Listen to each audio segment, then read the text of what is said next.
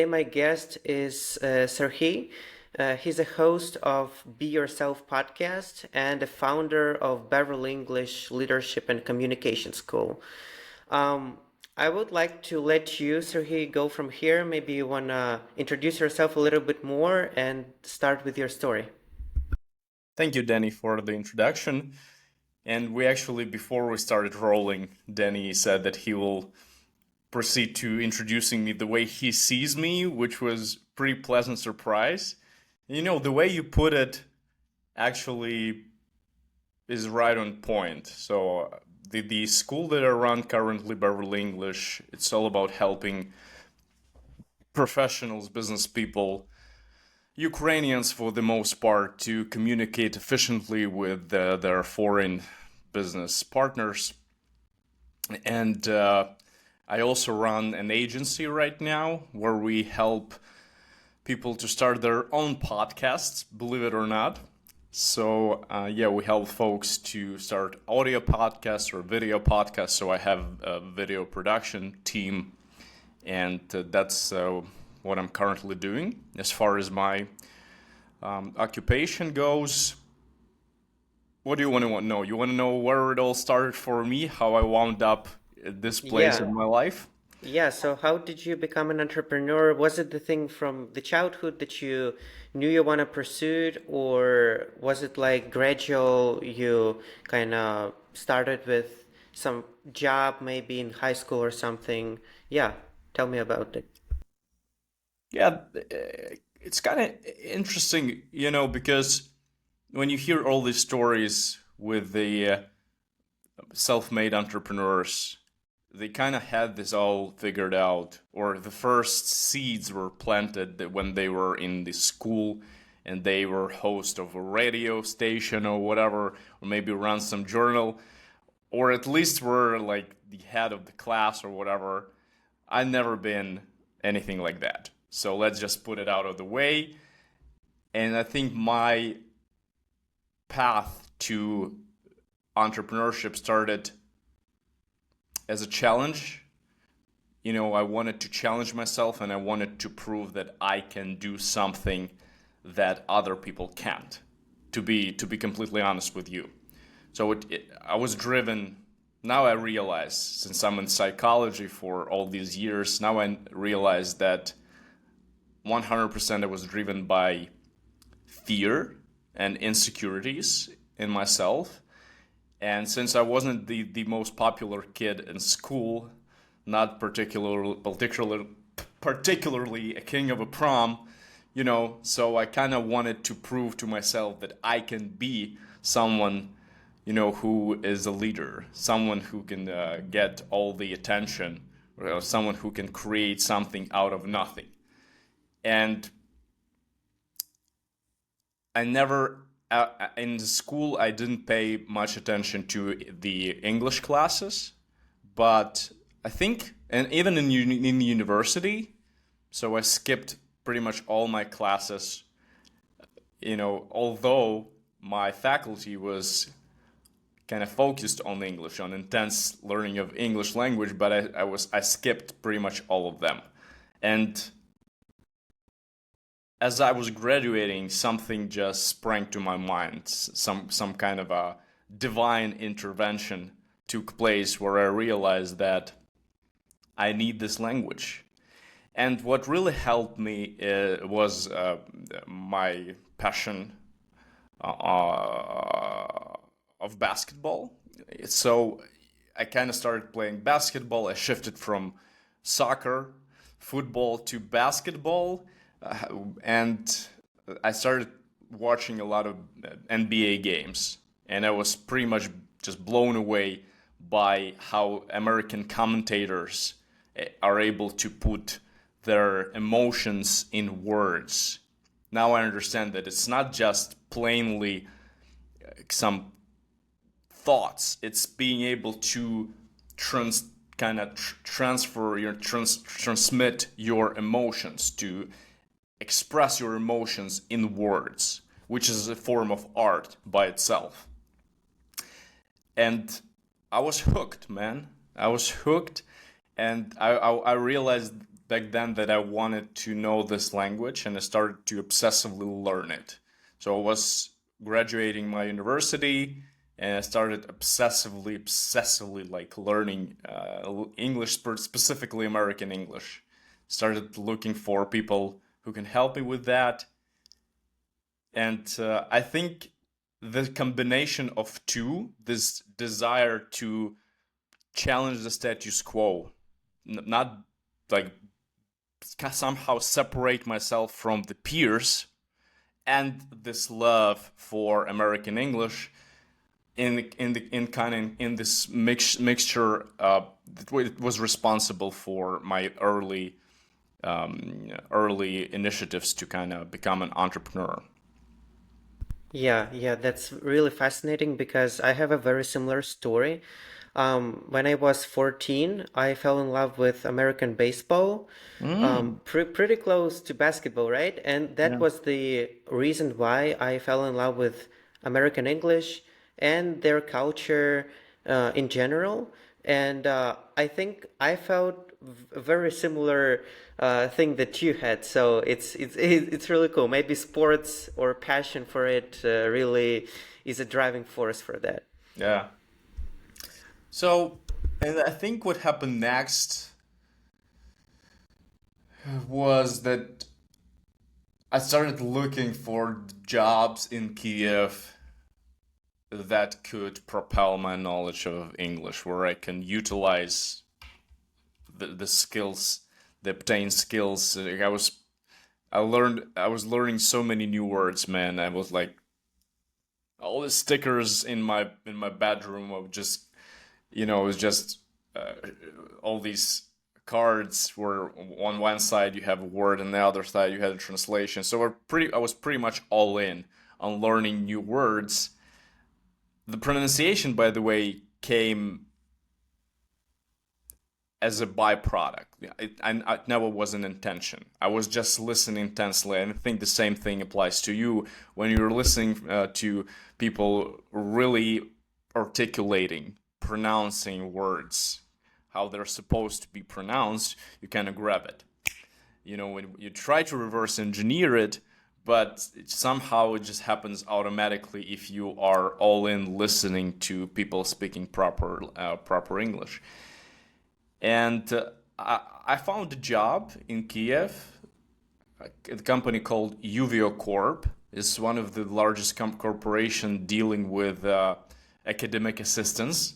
So they write papers for students in American universities, for Americans, but for a lot of immigrants as well. And that was my shot to finally put all my knowledge of the English language into action, and that's precisely what I did. I started talking uh, on the phone, and I distinctly remember how we was sitting at night because there were a lot of night shifts. They were paid the most, so we were actually even got we were also we were compensated for a taxi, but we didn't take taxi to go home at 5 a.m. We would take taxi money and go to the metros and go home by metro. So it was plain like hard working stuff, and Wow. and moreover, some people, and me myself included, we were writing papers because as support team members you could open yourself an account, a writer's account. So we would take the orders, and we would not only work as support team members, we would write some papers during the shift.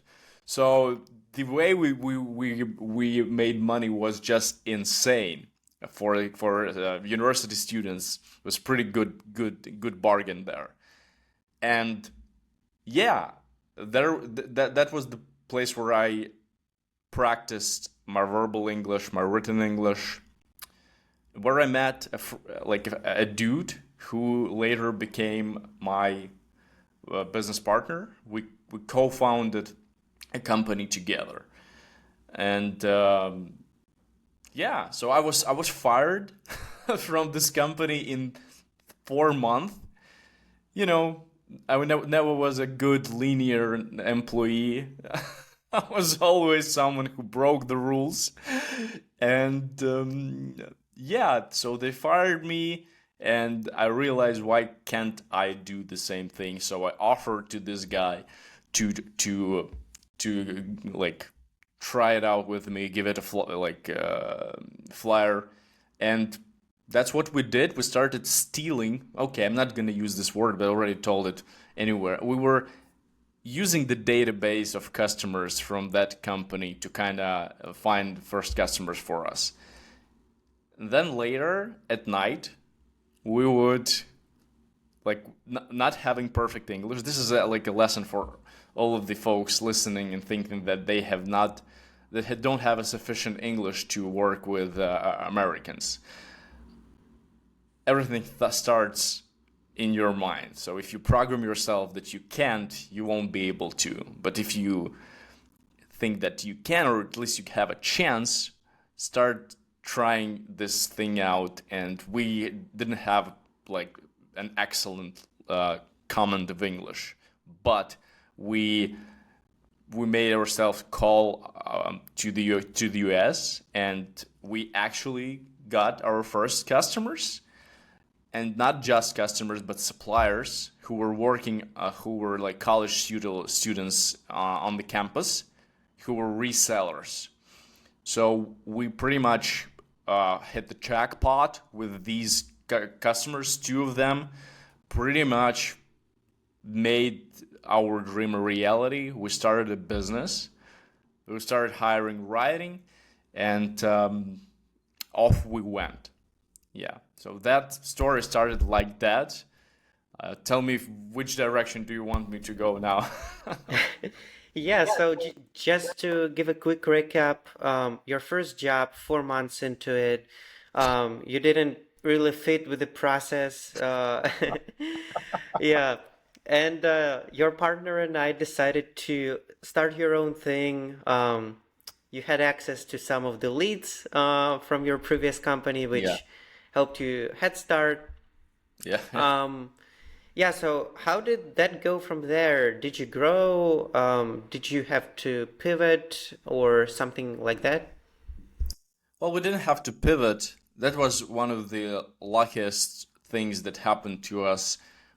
Unknowingly, we made a bet on the existing market. We didn't know about markets back then, that you have to understand the ballpark you're entering, but at least there was a huge market, which is, I don't know if it's still growing right now, because all the people who started in essay writing businesses back then now pivoted and are now doing something more ethically acceptable, you know. But back then, right, we didn't, at least we didn't have this problem. There was just enough demand on the market, and for I think year and a half, we're trying to make our our ends meet, and it was a pretty tough time. And I think later, uh, maybe 2 years passed, we had like, I don't remember. Didn't We were not even looking for investments. It was never part of our play. We were just thinking that we would profit from this thing, and we would make a pretty good living. But we wanted to grow, so we expanded the business. And at some point, you know, the balance shit didn't kind of work well for us. So we realized that we had to find an investor. This is where we were. This is where we started to look for investments, and I think the entire summer of 2017, we were I attended your event. So we attended a lot of events where there was like an open microphone, basically, just like comedians have an open microphone. and we attended so many events where we could just present our business. And we didn't even know how people who got money look like. We were so inexperienced, and the landscape back then in 17, you couldn't find. Yeah, venture capital firms were not yet so easily accessible, right? So we were just going from one startup event to another, and we're just approaching people asking if your guys interested.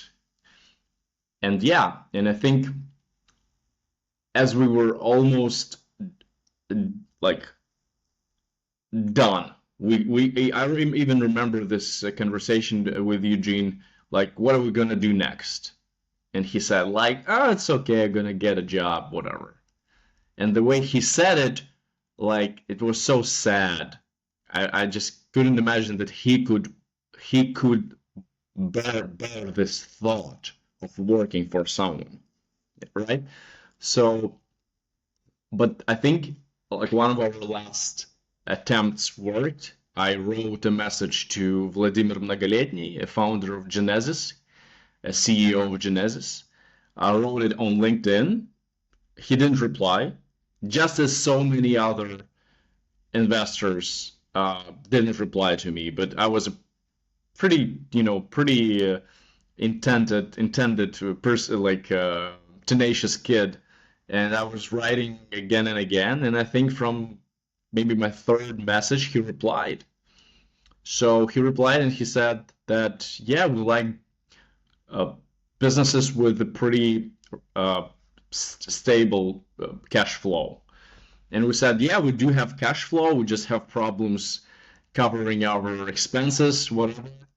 And yeah, he sent a financial analyst to meet with us. We met with him, and that was the beginning of our partnership or work relationship with the Genesis as our smart money and financial investor.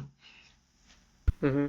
Yeah, and I'm not sure how much can you share, of course, but um, maybe you can just give a ballpark of how would the equity split look like after the investment. Were you and your partner still have a majority, or how did that work? No, we didn't have the majority. They clinched the majority, and we didn't even we didn't even pay much attention to this because we didn't know how it all. I didn't know how it would all turn out, and we were just lucky to have them on board. Because when you are in this desperation state, you're not negotiating the term sheet too much. So yeah, they were pretty much throwing us a life jacket, and we took it. So the minority equity that we got was like under 15% each, and then later, well, they brought in more investors, and we got diluted even more. So you can imagine the small, tiny percentage that each of us actually um, wound up with. Yeah, but you're still continued to be the executives, right? So your partner probably was a CEO, you were a COO, or how did that go? Well, I think this game of titles was something that was responsible for the beef, that was later responsible for the beef, um, um, you know, between myself and Eugene, because he definitely wanted to, rule the company. He wanted to be CEO, but he was CMO at that point, and I took COO. So the CEO position was kind of up for grabs.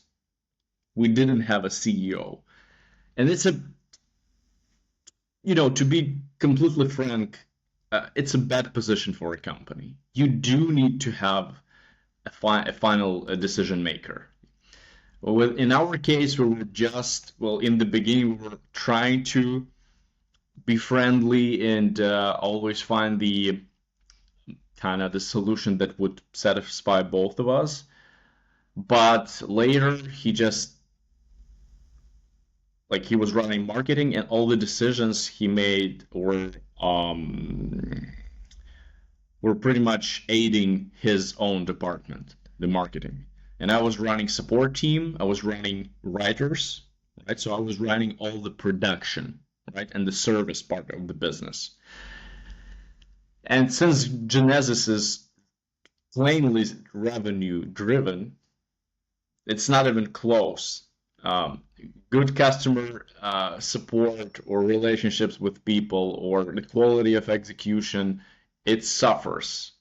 All they care about is generating new leads, more leads, more leads, and more leads. And they even say it openly that the product is going to suck in the beginning. So if you're able to pitch an idea of a business that can generate a lot of new customers, they will be totally fine with you mm, not delivering the best product and not delivering the best customer experience. Well, at least it was the case 3 years ago. I'm not sure how it is now, but chances are.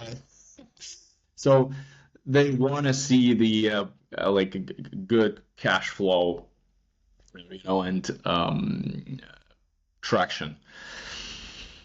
So yeah, and pretty much the beef and our relationships with Eugene were diminishing, were just hurting, we're hurting the entire company to the point where it became like almost unbearable, right? And he realized that he no longer want to uh, deal with that. So some things happened, um, in the aftermath of which I left the company. And I left the company, and I was paid. It's not like I can tell that they are um, cheating and not paying to their entrepreneurs. They do pay. So I got paid and I left the company. And since then, I was kind of just looking and searching and discovering my new life and my new kind of sense. So yeah, that was in 2019. Now it's 2023. So 4 years have passed, and I'm fine. And I think I'm finally onto something. But it took a lot of time for me to kind of recalibrate my mind to just restore all the energy, or even understand that I can do something again, because it was kind of pretty traumatic experience that I wanted to escape from by doing a lot of different things, and yeah, but everything happens for the better. Yeah, yeah. Yeah, so that was a very tough situation for you, of course, but 4 years passed, and maybe you can now, in retrospect, say what were the top lessons you learned with that experience in your company, in how you left it, how you got investments, all those problems that you had, and things that you can share with people who haven't that experience to kind of get them prepared or let them not maybe have mistakes that you might have done in the past. Well, the first thing is that investors are not your friends. By no stretch of imagination, they are. Investors, you are just the tool for them to, like, one of the bets, 100 bets or 50 bets that they made. And the more result that they want you're able to deliver, the warmer they become as people. So they invite you to their home, they invite you to a private party, to a yacht. That all happens if you bring the result. I don't know if all investors are like that, but I think it's a status game, especially for men in the business. Men want to see the representation of their power, and then when they're invited to some close communities, that are supposed to kind of signify power, you kind of get hooked to this. So it's they're they're seducing you with the high life, some luxury or access to certain things so that you couldn't leave, right? As long as you bring the result, as long as you get them, the cushion. So this is the lesson number one. Investors are not your friends. Second thing, there is, and I think we discussed this on the networking party, that the game of finding an investor and the game of doing like a business and making like profitable business are two different games, right? So for investment, you can just pretty much position or present your company in a way that will be tempted, kind of attractive to the investors. And it's not necessarily kind of being profitable. It's not necessarily having a healthy team. It's not necessarily having the right structure. Some investors have really, and pretty much all of them have clear understanding of how they want to exit the business. So if you have this understanding of what they want to do in the end, you can kind of present your business in the very beginning to make it a kind of like a delicious piece for them and present it in this way. Right. So the next thing on the personal level, don't get frustrated if just things go south in terms of the relationships that you have built. um you know Unfortunately or fortunately, people do follow the power. And um I was someone who lost that privileged position, right? And and, and I was actually offered to start like another business. Vladimir offered me to start a business right when I exited, and I declined his offer. So I decided that I don't want to, because I was, I didn't tell you this, but I was really, really depressed after working there. So it's not like Eugene and investors like made something for their own sake, never minding my own kind of feelings. On some level, my co-founder saw that I was pretty miserable in that particular environment.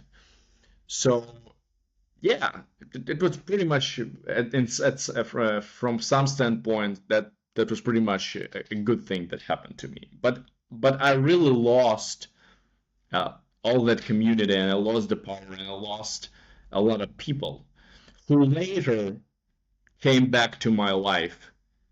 But again, looking at what I'm doing, right? So uh, when you are showcasing that you are full of life, when you are showcasing that you create whatever, right? Federative agency, his motto is to create whatever. So when you create whatever, you create this energy, and people start kind of getting interested in you. But back then, I was pretty much seen as some kind of a loser or whatever. So yeah, all friends, all the community of entrepreneurs, they were all left in the past of me being an active entrepreneur. You see? So if you think that you're friends because you're like you just have similar set of values, yeah, it could be the case. But when you are an entrepreneur, an active entrepreneur, and you kind of make a lot of connections and friends among other active entrepreneurs, and when you fall off this place, right? Something just happens, and some I don't even remember how, but I pretty much lost all my network of entrepreneurs back then, which I'm not, to be honest with you, Danny, I'm not super regretful about it. Because, they didn't, as I said, I didn't share the values, my true values that I later discovered. What else? Other mistakes. I got so many things documented in my blog. Uh, a lot of things of how I left the company, of what I was feeling. I'm pretty big on writing self-reflections, and I reflect publicly in my blog. So if some folks want to check it out in two languages, in Russian and English. So maybe I'll remember something else, but this is just off the top of my head, man. Mm-hmm. Yeah, definitely. It was a really tough experience, and to be honest, I've heard some similar problems from other entrepreneurs who had to leave the company they were working on for a lot of time, with some difficult situations between, like, clashes between founders or investors. So you obviously have a lot of self-reflection content, but do you think you can think of one reason why did you feel that way? What was the main, like like step with a knife to you? What was the main thing that hurt you back then? Well, it's a good question. Uh, um, in practical terms, the mere fact that I was asked to leave from the company that was my idea, that I like, right, that they founded or co-founded, was pretty damn sick for me. I remember that I couldn't come to terms with this thing for quite some time. But then later, uh, just feeling that I'm losing something that I was working on so many years. So I'm following this movement right now, the minimalists movement, and there is a great book called The Essentialism by Greg McKeown, and the main concept of the book is to pretty much leave only the things that you truly need in your life. One of the critical skills that I think we all should develop is letting go. And for me, to let go all the my belongings at that time, and mental belongings, that I own something, that I had the daily routine, that I had a certain salary, right?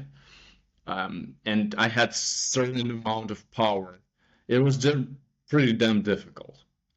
So to let go of that, and right now I'm in a much better mental state, and if I have to part ways with something or with someone, I'm doing it much more easily, because I realize that it's just part of the game. We have to grow.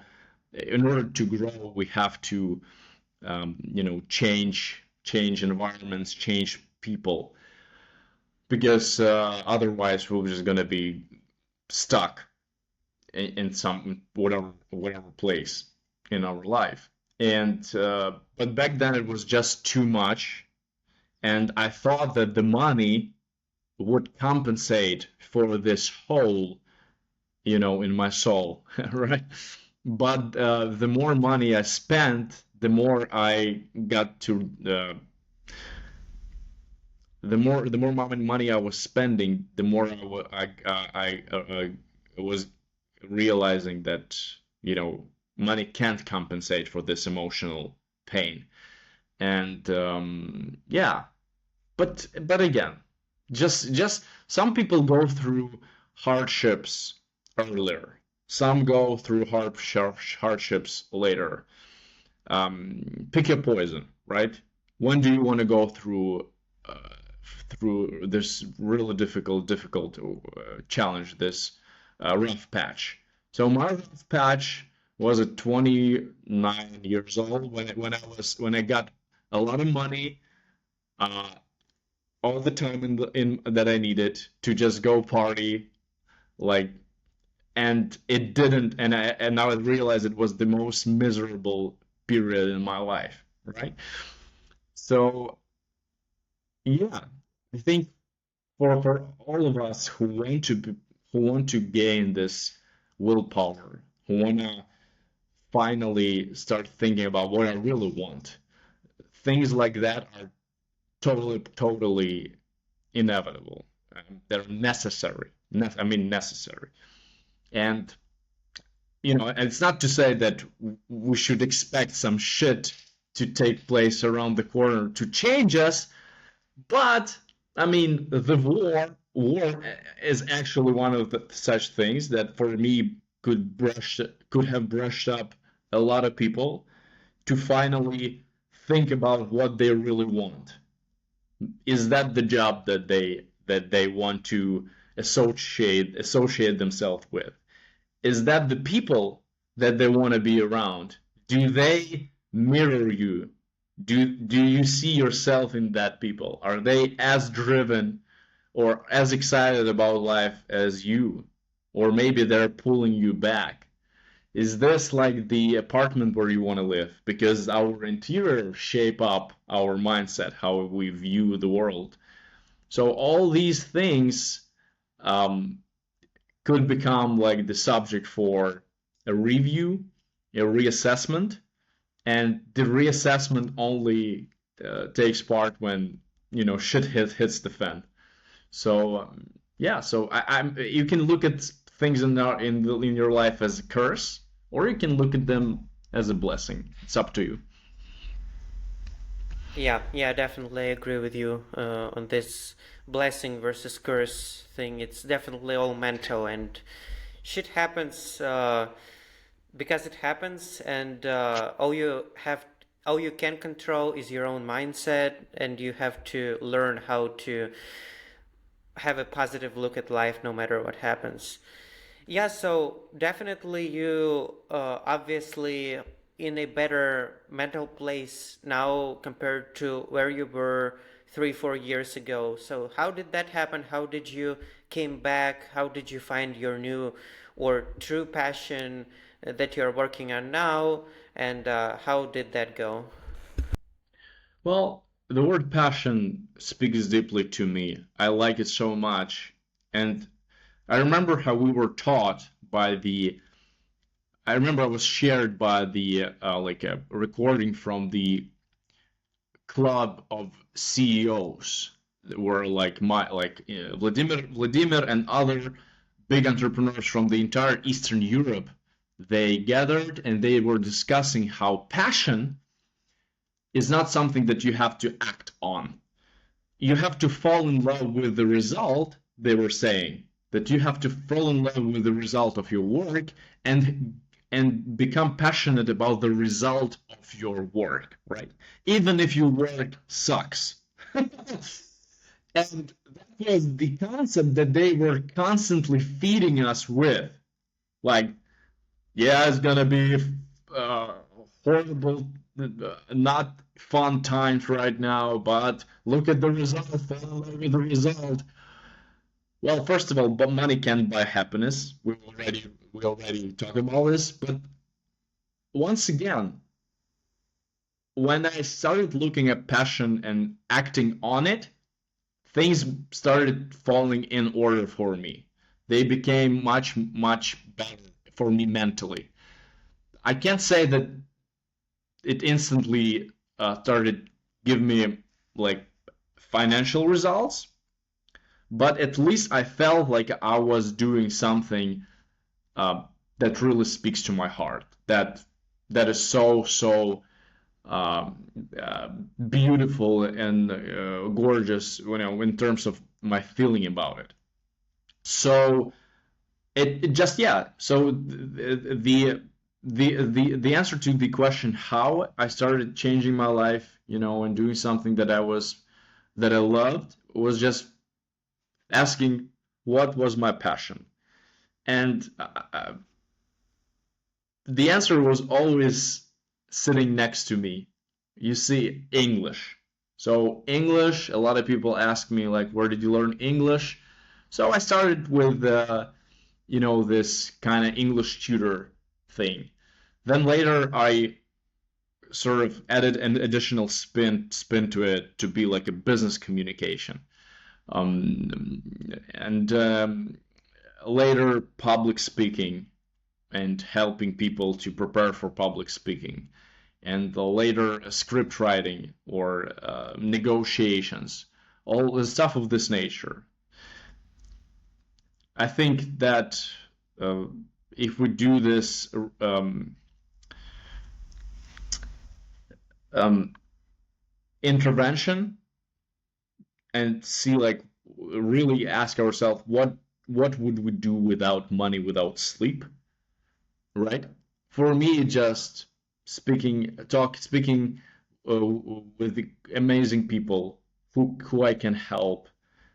Uh, you know, Looking at like my experience in business, looking at my experience in cooperation, looking at my experience of finding investments, looking at my experience of pitching ideas or presenting yourself. So now I have this pretty obvious answer, which is now obvious, but it wasn't obvious back then. And on top of that, uh, podcasts is like the I think this is like a true manifestation of where your communication skills just get on display, right? For people who can talk, podcasts is the place to be, right? And I realized that I could start podcasts, and then later I started developing my YouTube, and now I help people with both podcasts and their YouTube and other socials that we kind of develop for them. So I don't know if I answered your question, but it all starts with passion. It all starts with just having this blunt and open conversation with what you can do without getting paid.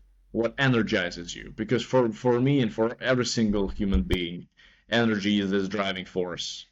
And if you find something that energizes you, right, and you don't need to resort to alcohol, drugs, women, parties, food, sugar, if you can do this something that energizes you and you can do it and even forget to go grab something to eat, you're onto something. Yeah, yeah. And I think that was the reason why you called your podcast Be Yourself, right? Because Yeah. like true passion and be real, you find what you really love and act on that. Yeah, dude, absolutely. So for me, before you can remain yourself, you should find yourself. So not don't there's a great phrase that people are quick to judge and late to listen. So don't be too quick to be yourself if you are not sure that you have found yourself. Because maybe right now you're operating in this mode of the survival mode. Maybe right now you're in a place where you need to provide for your family, take your girlfriend to whatever resort or send money to your parents, and you just need the job that you do that might not entirely be the continuation of your true passion. So I'm not trying to romanticize life. Life is hard. Sometimes you need to do something that don't feel right just to make money, especially for men in our world. It's a pretty cold place for men in our world.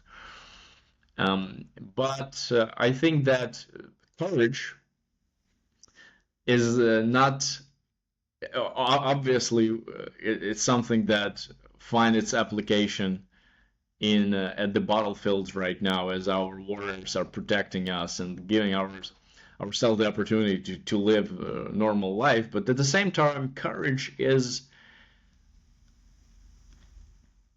asking yourself, like, is this job that paying me $3,000 a month? Is this something that I want to do till the rest of my life? Is this because if it's not something, this is an interesting framing. If that's not something that you intend to do till the rest of your life, why in the God's name are you doing it? Because people they are temporarily gonna do this, like what well, how temporary, like everything temporary becomes like, kind of permanent. You know that, right? So it's much more difficult to make that change when you have a skin in the game later. Yeah. So yeah, I'm just gonna hate myself, hate my boss, hell, hate my life. But then later I'm gonna change and tap into entrepreneurship. Really? Okay. Yeah, but on the other hand, I can imagine and I believe that many people are actually satisfied with where they are in terms of like regular job, like just going every day, doing what you have to do, and they really like it. They don't necessarily want to uh, go on that entrepreneurship path, and I do think that for them, they might have found themselves in their path, even though it's not necessarily business or something like that. Yeah, my point being here is that you have to love what you're doing. There are a lot of companies that have amazing culture, like domestic culture, that have amazing just approaches to whatever that fit their employees, and there are a lot of people who are just 100% happy. Right now, I like maybe a few years ago, I started calling myself to be more of an artist, that I'm a business person, and I'm pretty damn adamant right now that like I am an artist much more than I am a business person, which bites me in the ass a lot because artists, the talent can ruin you. This is one of the lessons from Will Smith that I learned early, that the talent will ruin you without you putting in work. The more talented you are, the more chances that you can go crazy. And we see a lot of genius, ending their life, in the hospitals as drug addicts or whatever. So talent is a very, very dangerous thing. It's like this, like bursting like kind of fire that you have to manage all the time. This is your talent. The more talented you are, the more responsibility you have to channel it to the right direction, right?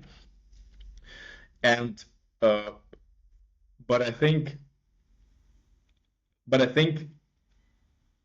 like So Yeah, the so I problem. was just saying that people are living up to their full potential. I think, and it doesn't matter if they're running a business or they're working for someone. I just wanted to make this side note that all the professions where people have got something to do with arts got this magic component to it. Right now, I have some video editors on my squad, and when people create videos and they see the result of their work right away, it just, on some level, it just fills them up. It gives them some the sense of fulfillment that is not comparable to people who are like, I don't know, just doing some project management work or developing something and they don't see the results right away. So I just wanted to make this remark that the more art or ability to create something is incorporated in your work, I think the more chances you have to feel this feeling of completeness or whatever, of fulfillment. And I just observe artists or video makers right now, and that's one of the reasons why I produce content, because you can see the end result, the end product, and something out of nothing, which is pretty dope. Yeah, that's really cool. Um, One thing I wrote on your like LinkedIn is a quote, I think from Pulp Fiction. Um, to be honest, I'm not sure what it is. You can tell a little bit more. But the quote is, "If you play with matches, you get burned." And I think you have a pretty sophisticated like explanation on LinkedIn, but maybe you can just tell a little bit more about it. Why do you like this quote? Why does it resonate with you? Well, first of all, this is one of my favorite movies, and uh, for me, having remorse or having being sorry about something that you didn't try is just as horrible as being sorry about something that you tried but didn't work. So I think in order to see what you're made of and see what you're capable of doing, you have to raise the bar. And if you don't raise the bar and you just on the autopilot doing some regular things in your comfort zone, life is not fun that way. I believe that we have to play with the matches. Yes, we have to play. We have to come close to this hazard. We have to come close to something that we fear, because one of the secrets from psychology is that things that you fear and that don't feel comfortable are actually the directions where you do have to go into. So the things that you fear and feel that you don't, and give you some kind of butterflies you in the stomach, that's where you want to go. And that's why so many people are looking at other people who are, for example, presenting something on stage, or record videos, or maybe doing businesses with not a perfect English. That's why they look at these people, and they closely watch them and follow them, because every single time they look at them, they think, "Wow, this guy is, or this girl is not as talented, not as well spoken, not as intelligent as myself, but they're doing it and I'm not doing it." So it just means, it just represents this thing in you. This is a good pointer for finding your passion. If you're looking at someone or at something, and for some reason you just can't steer your eyes from it, you just glued, right? That's because you got this in yourself, and this is one of the clues what you want to do. Maybe, and jealousy is a great feeling for this matter. If you're jealous of something, look at this feeling of jealousy as actually as a tip, as a direction.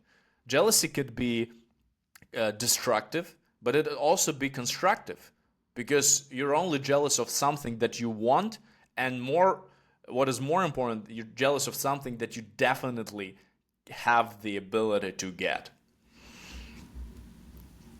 Yeah, yeah, totally makes sense.